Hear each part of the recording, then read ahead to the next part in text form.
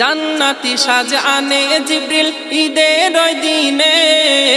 হাসান নিল সবুজার লাল নীল হোসেনে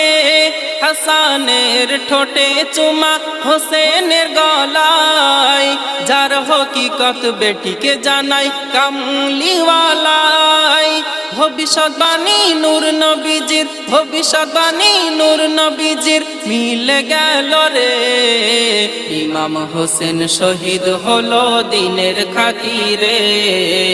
ইমাম হোসেন শহীদ হলো দিনের খাতিরে